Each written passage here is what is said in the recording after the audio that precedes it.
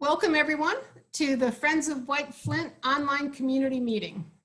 My name is Amy Ginsberg and I'm the Executive Director of Friends of White Flint. We have a couple of rules for tonight because we have a large crowd. First of all, please keep yourself muted so we can hear the speakers and not your dog barking. And because we want to have your questions tonight, but it's a large crowd, we're asking you to put your questions in the chat. And then we can ask the questions to our speakers. I hope we'll get to all of them, but if we can't, because I want to respect everyone's time, I apologize in advance. So Friends of White Flint, for those of you who don't know, is a nonprofit composed of businesses, property owners, and residents, all working together to transform the White Flint Pike District area into a walkable, transit-oriented, vibrant neighborhood. It's all based on the 2010 White Flint Sector Plan. One of our most important tasks is keeping the community informed about everything that's going on in the Pike District White Flint area. And there is always a lot going on. We have a blog that we post 4 times daily, and I hope you'll visit it at whiteflint.org. We also have a weekly e-newsletter that comes out Thursday mornings, and you can sign up at whiteflint.org. And we're also on Facebook and Twitter. Later on in this meeting, MCDOT will update us on the Western Workaround, which is the construction project that's helping to realign Executive Boulevard and create a grid of streets by the Conference Center and Pike and Rose. But first, let's talk about property taxes. So this election ballot has 4 questions, 2 on tax policies and 2 on the structure of the council. Tonight, we're only focusing on the property tax questions, but I ask you to do your homework and learn about the the council structure questions because it could change how we're governed. So there's 2 questions about property taxes, question A and question B. Question B was placed on the ballot through a petition led by Robin Ficker, and the council put question A on the ballot. We're lucky enough tonight to have Robin Ficker and Councilmember Andrew Friedson, who will each take 5 minutes to let us know why you should vote for their proposal and what it will do for our county. So right now, the current system is the county's tax revenue is derived from several types of property taxes. There's a cap that's pegged to inflation. And this is the formula the county has used for the past 30 years to calculate property taxes. Currently, the council is only allowed to increase its revenue by a percentage equal to the consumer price index in the DC metro area. The cap was 1.27% for the current fiscal year, and next fiscal year is projected to be 0.6%. This cap can only be overridden by a unanimous vote from the council. All 9 council members have to vote yes to override. And the last time they did that was 2016.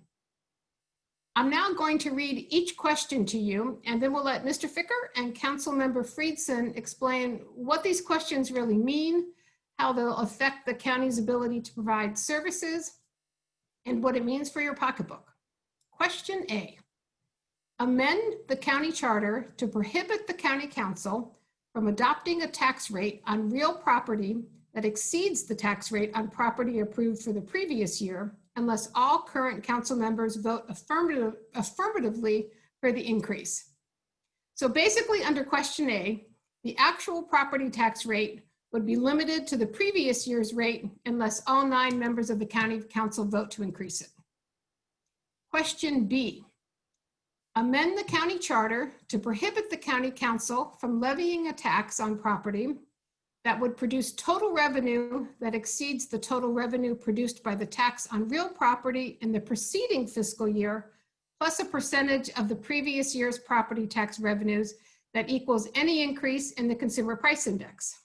Basically, question B sticks with the current system for capping property tax, that makes it impossible for the county council to improve any increases above the rate of inflation. That was a lot of words and a lot of legal jargon, And I'm very glad that we have Robin Ficker and Andrew Friedson here to explain it all to us. I flipped a coin and Robin won. So Robin Ficker will get to go first. Robin, if you could take 5 minutes and tell us all about why we should vote for question B. But before you do that, please everyone remember to use mute and to ask your questions in the chat. Robin, the floor is yours.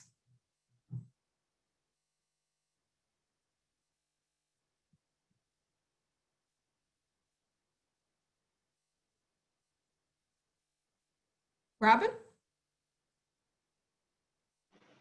It appears Robin has dropped off the call. Okay, well, we are going to be flexible and we're going to switch it around, I guess. And Councilmember Friedson, I guess you get to go first this time.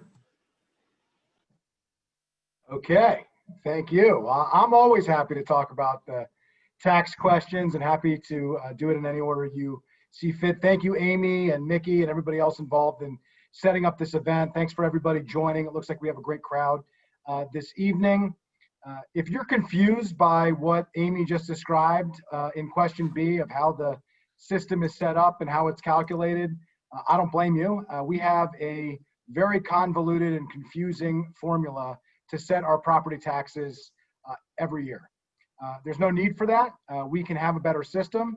That's what question A does. It takes the current system that we have, which very few people understand. You need a PhD in economic theory to figure out. There's still debates and arguments of what should and shouldn't be included, what should and shouldn't be exempted. And it replaces it with a much more standard system where we base our property tax rates every year in a consistent way based on a rate as opposed to the revenue. Why does that matter? Well, by the rate being the same every year, not only is it more consistent, it is more straightforward, but it also allows us to generate the benefits of a growing economy and rising property values. It puts everybody in the same boat.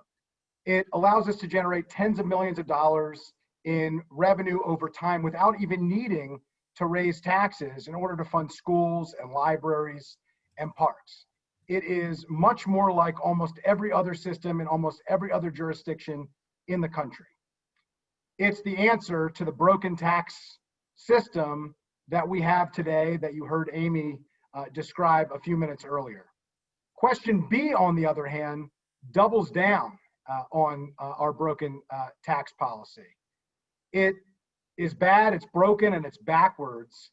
It turns a bad policy into a potentially catastrophic one by eliminating any ability to meet our school transportation needs or respond to a crisis like the one we're in right now in COVID-19.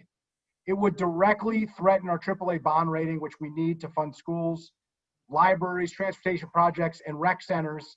And we'll get to that in a moment, but there are many issues that Friends of White Flint cares deeply about, many projects that I've worked directly on that would be specifically impacted by our losing our AAA bond rating. In short, it's about fiscal responsibility, which question A represents, versus fiscal insanity, which is what question B represents. It's about betting on Montgomery County, betting on our growth, betting on our residents and our businesses to raise the property values in our county versus betting against Montgomery County. Mickey, if you could switch to the next slide, please. I just wanted to bring this slide up to explain how perverse and bizarre our current system is. So if you look at this slide, it shows the tax rates, the county property tax rates from 2001 to 2021, the current year that we're in, a 20-year period. If you look through, you'll hear Mr. Ficker probably tonight, as I've heard him repeatedly say, talk a lot about the property tax increase that the previous council voted on in 2016. The only time in history, actually, where 9 members of the county council unanimously voted to override the cap. Our tax rate today is already lower than the tax rate that they raised that from. Already lower than the tax rate that they raised it from 4 years ago. It just shows how bizarre it is. If you go back prior to that, the only other time in this period where 7 members of the county council, before it was raised from 7 to 9, required in order to override the existing cap, it was in fiscal year 2009, that increase that was voted on by 7 members of the county council, they voted to exceed a cap just to keep the property tax rate stable, just to keep it consistent year over year.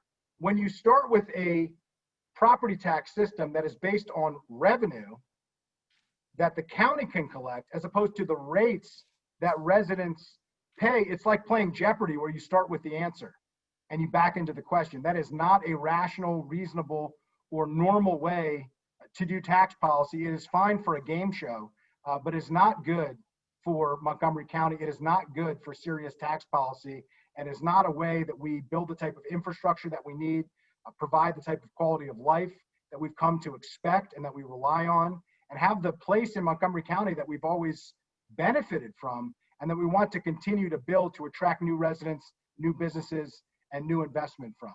We go to the next slide, Mickey.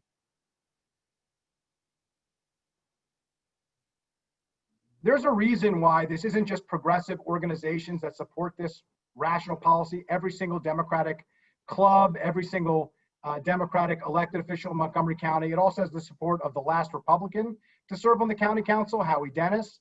Many business groups, including the Montgomery County Chamber of Commerce and the Greater Bethesda Chamber, the Greater Capital Area Association of Realtors, not to mention our teachers, our service employees, and a laundry list of others as part of a broad-based bipartisan coalition that are for A and against B.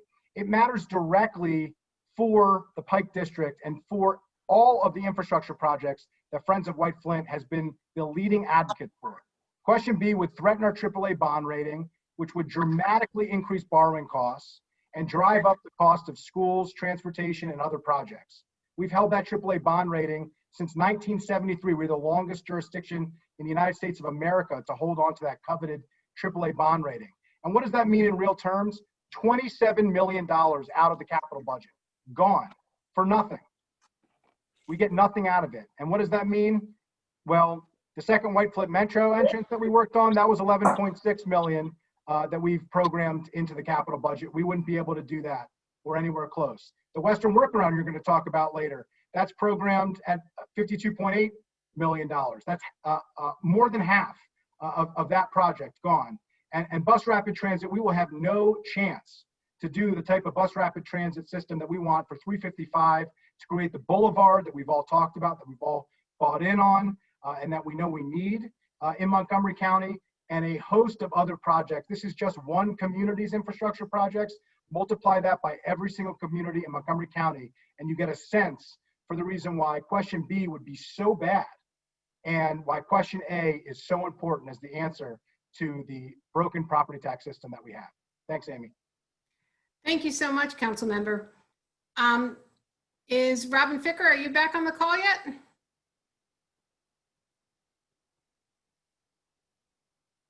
I do not believe he is. Okay. Well, Andrew, I guess I will ask you one of the questions that has come through on the chat, and hopefully Robin will get his technology worked out. So the question is, what happens when the economy goes down? What rate is used then? And does it go lower than the inflation rate? The answer is yes, it would. It ties all of our interests together, businesses, residents, and the county, the way it should be. The perverse nature of our current system is the only time taxes can be raised under the bizarre revenue cap that we have is at the time when businesses and residents can least afford it in Montgomery County. And the revenues would be capped at the previous year like they have been for the last 30 years. And what does that mean? That means that your property taxes will go up in the worst possible moments that they can. And we've seen that in different times. I will also say when this system went into place, property taxes for the immediate term went up before gradually going down. And so the bizarre nature of this is when times are good, when we should be generating more revenue, the county sees less of it, does not get the full benefit of a growing economy and rising property values. And when residents are struggling the most, when businesses are having the toughest time in our county, that's when the county is able to raise property taxes on them. This council stepped up and held the line on property taxes this past year because we were in a global pandemic. Our system is not set up to do that. It will provide no protections in the worst possible of time. All it does is hurt in good times and hurt in bad times as well. Thank you, council member. Let's try again. Is Robin, are you on the call? Robin? All right, we'll ask you another question, council member. So without a revenue cap, will homeowners be priced out due to Hello. values? Oh, Robin, welcome. Andrew just will take that question in a minute. Robin, we're glad Yes.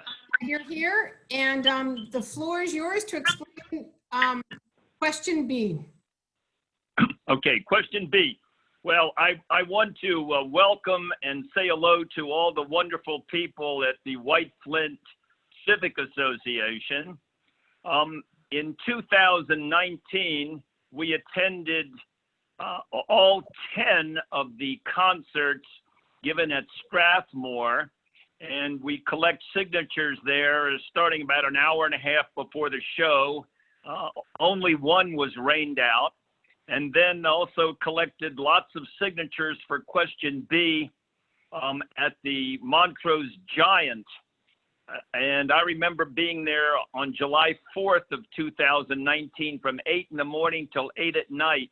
We, I'm sure, got over 1,000 signatures at the concerts and at the Giant from the White Flint area, because people there want to limit property tax increases to the rate of inflation.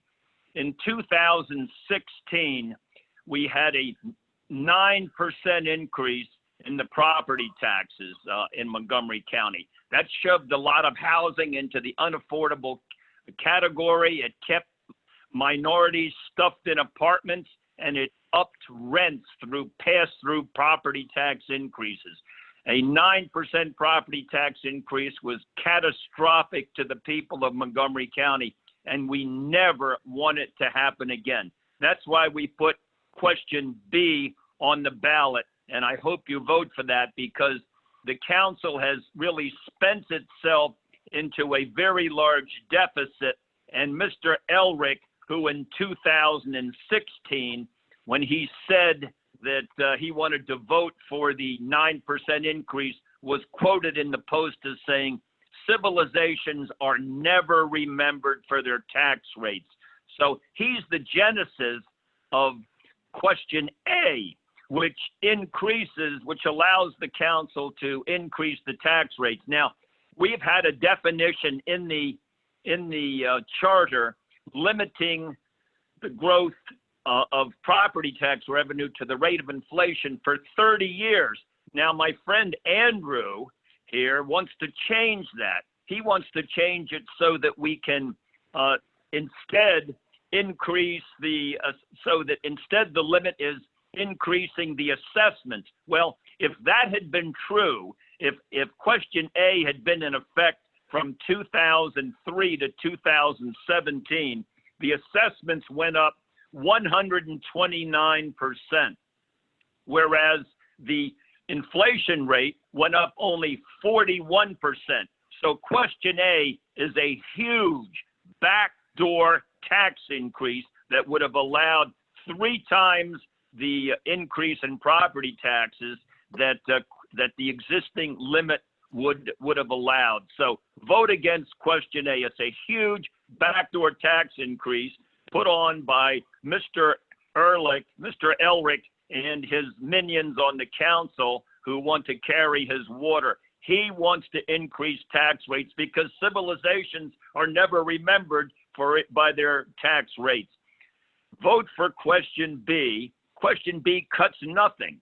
It simply limits increases in property tax revenue to the rate of inflation. It does not affect the schools, because in 2012, the legislature passed a law which says that the increase in school revenue cannot be limited by the county charters. So question B does not limit the schools at all. And Mr. Leggett, tax hike Ike, recently said, well, schools are impacted. Nonsense. They're not impacted at all. Now, we have 130,000 people in Montgomery County who have filed for unemployment. We're hurting. You don't tax yourself out of a pandemic. Not one county employee or school employee, for that matter, has been furloughed. The people of Montgomery County have been bearing the brunt. Shut down, tax increase politics is not what we want in Montgomery County. Vote for B and vote for that big tax hike, question A. Vote against the big tax hike, question A. Protect your pocketbook. We're trying to work our way out of this pandemic. The council needs to cut spending. There's no inclination whatsoever. When they passed that 9% property tax increase in 2016, it was done unanimously and without debate. It's all go along, get along on the county council. Mr. Elrick tried to get a big tax increase through this year. Luckily, the council thwarted him. They won't thwart him next year because they have this huge deficit. And what else is question A doing? Question A is also sending the word out to other legislators around the state that people in Montgomery County don't mind increasing their taxes. So legislators elsewhere are going to be cutting down Montgomery's share of state taxes, of state tax revenue, because they'll say, we don't need to give you more state revenue because you're willing to increase your own taxes. So it compounds itself. Question A is a double whammy. It changes the definition we've had for 30 years to allow much larger automatic tax increases, and it allows the council to increase taxes as much as they want. Vote against A, vote for B to limit your taxes to the rate of inflation. Protect your home. Thanks, Robin. I'm going to now, I'll ask a question, and Andrew, if you would answer it first, and then Robin, if you'll answer it. Okay. So without the revenue cap, will homeowners be priced out due to rising property prices? So the question, I believe, you cut out for a second, but will homeowners see higher property taxes? Is that what was the question? The answer is no. Your property tax rate will remain the same every year unless 9 members of the county council vote unanimously to change it. That is the system in almost every other jurisdiction in the entire United States of America. Mr. Ficker raised the point earlier about what other jurisdictions would do. If we were following what other jurisdictions would do, we would do exactly what question A does, except we have the added protection of 9 members of the county council unanimously being required in order to increase taxes. That is a protection that almost no other jurisdiction in the country, no other jurisdiction in the state has. Mr. Ficker pushed hard for that one. Credit to you for that. It barely passed when it was pushed through. That protection remains, and we just have a more rational, more reasonable tax policy. A couple points to Mr. Ficker's comments earlier, just to clarify the facts. Anybody who believes that I am a minion of the county executive does not spend a whole lot of time following or watching what is happening in county government on the county council. I appreciate the fact of saying, thankfully, the county council stepped up to push back against property tax increases. I helped lead that fight and lead that effort. And to clarify as well, question A was not written by Mr. Elrich, as Mr. Ficker has repeatedly tried to say. I wrote question A. The same person who fought against and has consistently fought against property tax increases at the county council put this forward. I've spent my career in fiscal and economic policy. I have spent the 2 years on the council focusing on holding property tax rates and the property taxes as they are. But if we want to be able to say what we always say, which is we want to grow a tax base so we don't grow the tax rates, then we need question A. We've got to defeat question B. And the last point that I will make, the outlandish comment that Mr. Ficker insists on saying, which just shows a fundamental misunderstanding about how the economy works and how tax assessments work. The assessments that he's referring to are not individual property assessments. That is not your house versus another house. That is all property tax assessments around the county. That's what increased the level that he's talking about. And yes, that is good that assessments have grown. That means that we have new development. That means we have new added economic activity. And we need to get the full benefit of that growth to support the infrastructure that we need to support further growth. And the only way to do that is to eliminate the revenue cap, support question A, create a rational, reasonable tax policy, and defeat the broken and bad idea to double down on a backwards tax policy that Mr. Ficker is trying so hard to push down our throats. Thank you, Council Member. Mr. Ficker, would you like to also answer that question, which is how will this affect individual property tax owners? Without the revenue cap, will homeowners be priced out due to rising property taxes? Well, of course, Andrew has put a question on, along with two other people in his committee who voted for the 9% tax increase. His committee wrote this question together. They want more money. And they want more money during a pandemic when our incomes are way down, when we've closed hundreds of restaurants in Montgomery County, when 130,000 people have filed for unemployment. We don't want the county to be taking more revenue than the rate of inflation allows. He talks about, well, we're limiting tax rates. He knows that for this 14-year period from 2003 to 2017, assessments increased 129%, but the inflation rate went up only 41%. So he knows that they would be getting, if question A had been in effect since 2003, automatically 3 times as much revenue increase as we have had under the existing charter.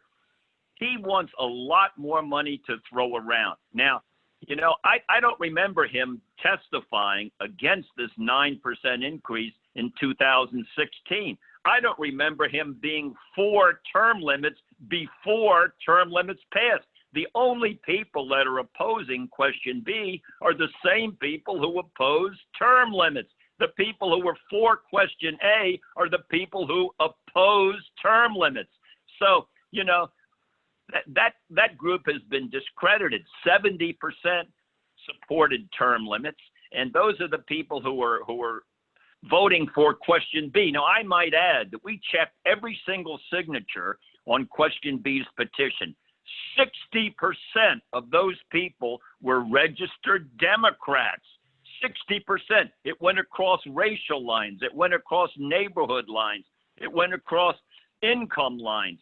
People know that their rents are going up if question A passes, because assessments are rising 3 times the rate of inflation here in Montgomery County. So come on, Andy, we don't need a big tax increase during this recession. I know that in the past you've touted yourself as being a careful spender, but this is going to automatically bring you a lot more revenue, 3 times the revenue that the present charter limit would have allowed. This charter limit's been in existence for 30 years. It's not irrational. It works well. And we've tried to keep property taxes down in Montgomery County. It's just that the incumbent party now realizes they have no competition whatsoever. They don't have to worry about getting 9 votes. They can get 9 votes to do anything. And no one who's running in that party primary is going to say, we want to limit property taxes. They all have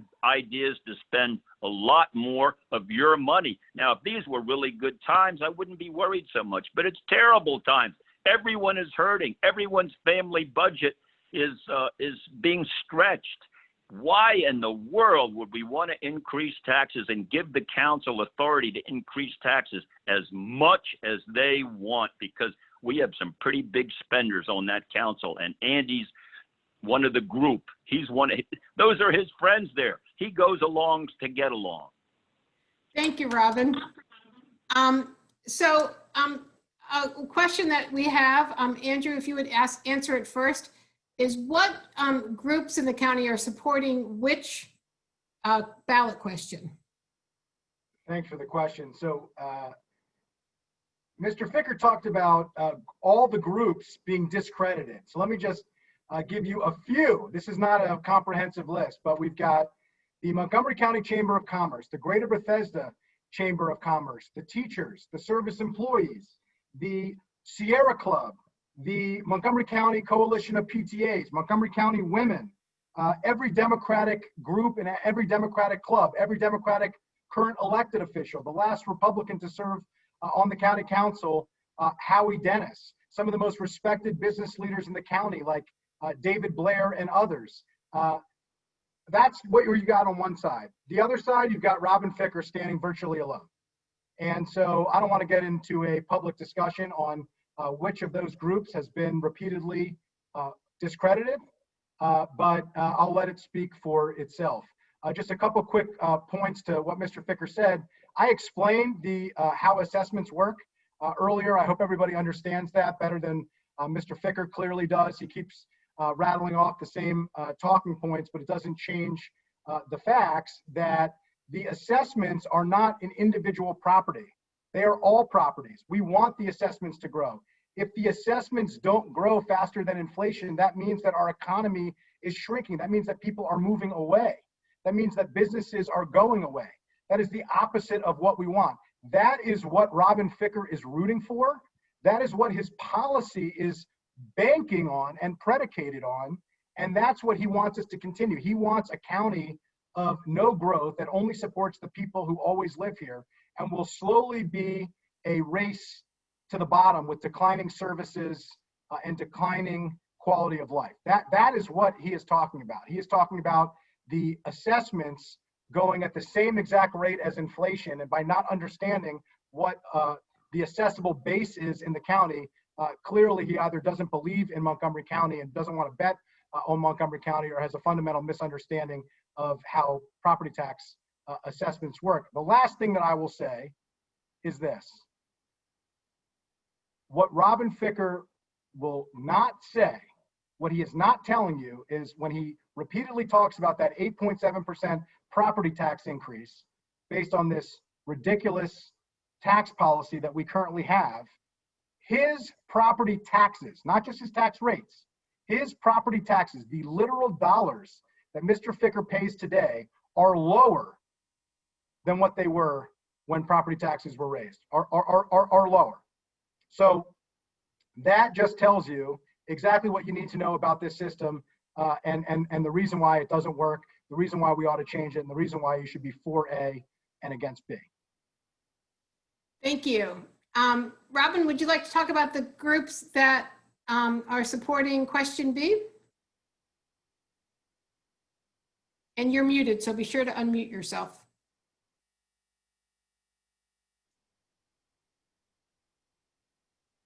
Robin?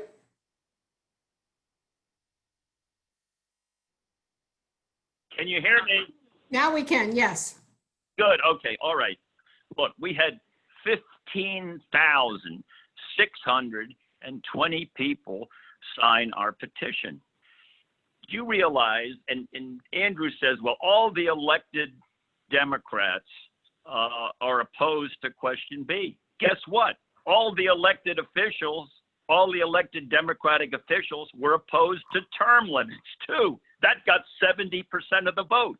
The Democratic precinct chairman voted 89-2 to oppose term limits. It got 70% of the vote. David Blair was opposed to term limits.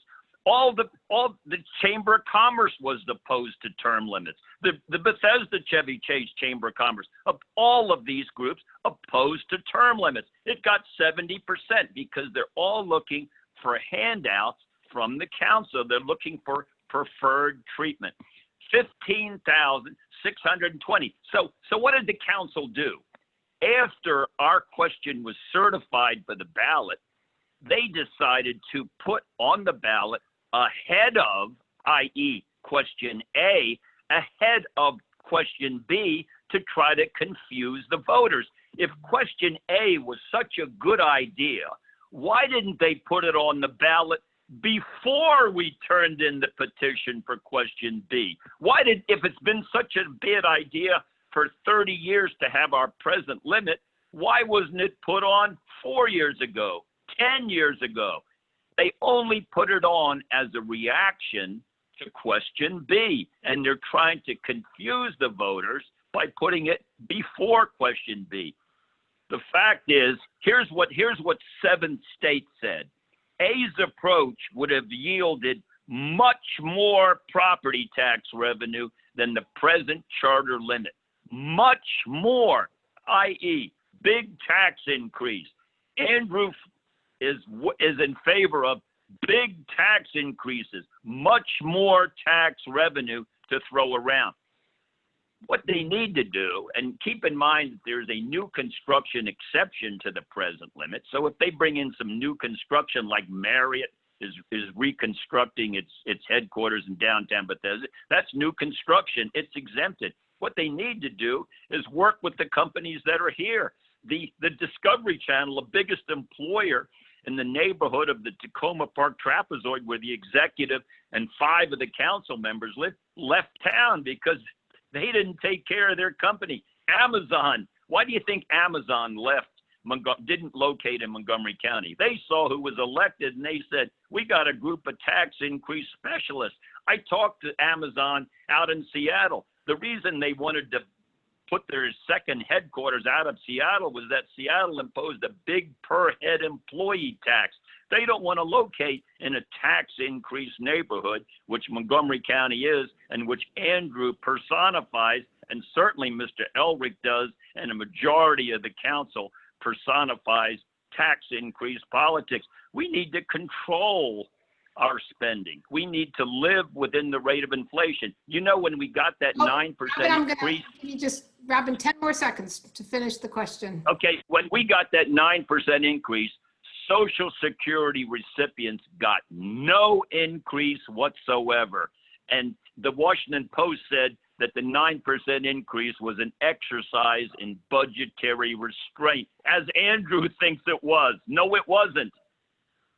Thank you.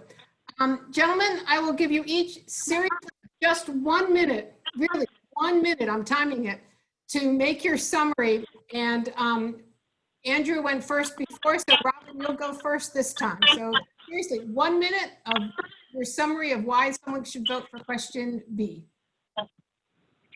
Well, because the average person in Montgomery County doesn't want a property tax revenue increase more than the rate of inflation. They don't want the county getting, as 7 states said, much more property tax revenue every year.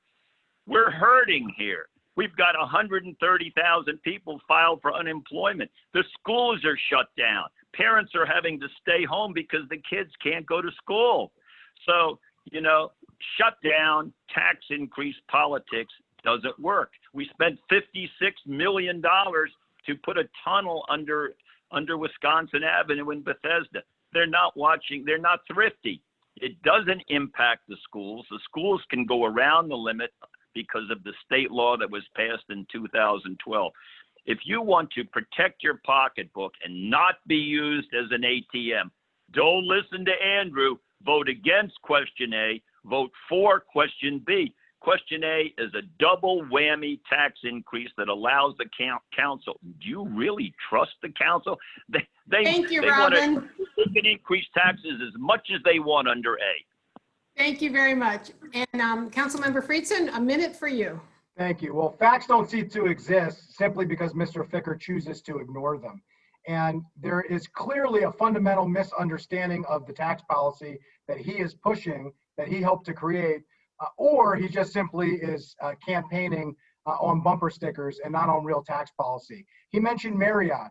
The county will see virtually no benefit from some of the Marriott construction because of the way that the current system is set up. The property taxes, because they're not collected in the first year through some of the property tax abatement, the county will not is not allowed to count that against the cap that we currently have. That's how convoluted and ridiculous this current system is. Marriott, of course, is a huge benefit to the county, but the way that our system is set up, it is a disincentive for the type of incentives that Marriott represents and that we should be doing more of. So it's a good example that he used for why the policy is so bad. The state law that he mentioned, it was put into place because of how terrible the Prince George's County trim policy was and has been since the 1970s. Question B is basically trim on steroids. It's worse. And there had to be a state law to override how absurdly ridiculous that policy is. There are so many more reasons why question A is fiscal responsibility, question B is fiscal insanity, but I have great respect for Amy, great respect for Friends of White Flint, and I look forward to you getting an update on the Western workaround, which, by the way, would not be possible if question B passes, nor any of the other infrastructure projects that you want. I hope you will vote for A, against B. Tell all your friends the fate and future of the Pike District and our ability to realize the full potential of the master plan and the fate and future of our county depends on it. Thank you, Amy. Thank you. So I want to thank everyone for the questions. They were wonderful. I'm sorry we didn't get to all of them. But now we get to turn to a whole other subject, and that's construction. When the reason you are seeing all that construction on Old Georgetown Road and why Executive Boulevard is closed and why this is so critical to the future of the Pike District. So now I'd like to ask Marcello Cortez from MCDOT to talk about the Western workaround. Okay, good evening, everyone. Amy, Mickey, thank you so much for having us here. My name is Marcelo Cortez. I'm with Montgomery County Department of Transportation, and I am responsible for implementing this project. Also with us tonight is my colleague, Dan Sheridan. He is the Chief of Planning and Design, also for the Department of Transportation. He'll be helping me to answer some of your questions. I am sharing my screen right now. Hopefully you can see it. Yes, yep. Yeah, great. I would like to direct you to our website, which is a great resource we put together. It's a dedicated project website. The address is Montgomery County, www.montgomerycounty.md.gov/White Flint. And you will find here some resources. You will find our schedule. And you can also sign up here for with your email to get newsletters. We release newsletters every month. We, with a summary of the status of the project and with the ongoing construction activities. Also in our website, you will find here some renderings, and I just wanted to go quickly over those as they represent the scope that we are trying to implement here. This is a picture of the existing Old Georgetown Road looking west. And the future configuration, you will see we're going to rebuild the median. We're going to have bike lanes, and we're going to have a sidewalk and a cycle track. If we're looking at the next picture, it is Old Georgetown looking north. You can see Pike and Rose here. The future condition will look very different. You will see the connection, the true connection through the intersection with Executive going into Town Road. We're also going to rebuild the median here. We're going to have bike lanes and sidewalks on both sides in a shared use path, also going all the way to the intersection. If we look at another one of those existing conditions, this is Town Road looking south. This will be the corner where Pike and Rose is. This is the cul-de-sac right now. And the future condition will be very different. We're going to install a new median, and we will have bike lanes on both sides and sidewalks as well. Now the next picture shows Executive Boulevard. This is looking east. The future condition is going to be very different. It's going to go straight essentially and tied into Old Georgetown here at the intersection. It's going to feature sidewalks and bike paths on both sides as well. Moving on to the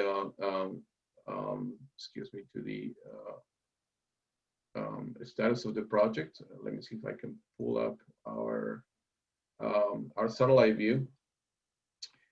This is the realignment that Amy mentioned earlier.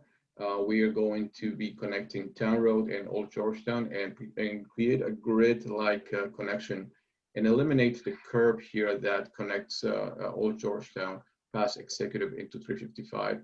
So it's going to be a grid-like alignment here. So Town Road will be connected all the way, and it's going to go through Georgetown. Executive Boulevard will intersect here at Old Georgetown. We're going to connect Grand Park Avenue. We're going to connect this missing piece right now. It's under construction. And all the way past Marinelli is going to take you into Nicholson. And then we're also going to continue the construction of Banneker Avenue, which is partially constructed now. And right now the alignment goes to the Gables property, which is now part of the project. So if I zoom in a little bit, I can provide a little bit more detail of where we are right now. The project is scheduled to be completed around November 2022. We are about 30% complete. Some of the biggest advances we've made lately is demolition of the former Nissan dealership is complete. So the building is gone, and we are installing right now storm drain and storm water management facilities. And we are in the process of fine grading the roadway and hoping to install pavement in about 3 or 4 weeks. This portion of the road of the project was scheduled to be completed in spring 2021, but we are trying to advance that work and create the connection from this intersection with Old Georgetown all the way to Marinelli by the end of this year. So we're moving very aggressively to get that portion complete here, this missing piece that goes to the former VOB property. And we still have some remaining work to do here in the intersection with Marinelli and in front of the conference center. All that work is ongoing right now. We have some storm drain and stormwater management facilities to install, and hoping again that we can continue that and be done by the end of the year. That will really help us with managing traffic through this busy intersection. We permanently closed Executive Boulevard sometime in July this year. So, and we, we also established detour plans. So, hoping that the people will pay attention to that. It's been taking a while, but I think most drivers are getting used to the new configuration now. Executive Boulevard will not be reopened again the way it exists. So, we are starting working on Banneker Avenue. We're starting to lay out some of the groundwork for installing the utilities. This project really is a big utility relocation job. We all the utilities that you can imagine, we have them here and we are relocating them. We have Verizon, we have Petco, we have Washington Gas, WSFC, and multiple cable companies that go through this intersection. Right now, the Verizon infrastructure is complete, and Washington Gas is also complete. We have Verizon crews right now doing the relocation of their cables, and there's a lot of splicing going on, and they have the longest schedule. They have a lot of work to do. Splicing those cables takes a lot of time, so we're really hoping that our friends at Verizon are going to help us there advance the project. Well, regarding PEPCO, we're doing a lot better. The plan for the project is to relocate or to eliminate rather the poles on the east side of Old Georgetown, on the east side of Town Road, and on the south side of Old Georgetown here. And we go into underground these facilities. The poles on the west side of Old Georgetown and Town Road will remain, and they're expected to carry only power lines. So we will be undergrounding most of the cables and the fiber cables that go to this area of the project. So we are doing a very good progress with PEPCO right now. Our crews are way ahead of schedule, and we were scheduled to finish the infrastructure work sometime summer, early fall next year. But we're hopeful that's going to be sometime early spring because we're moving at an incredible fast pace. So really lucky about that. We're started working in front of the Guardian property. One of the biggest challenges that we have is we have to install our main storm drain trunk. This is huge pipes are going to be connected here. Let me see if I can zoom in a little bit.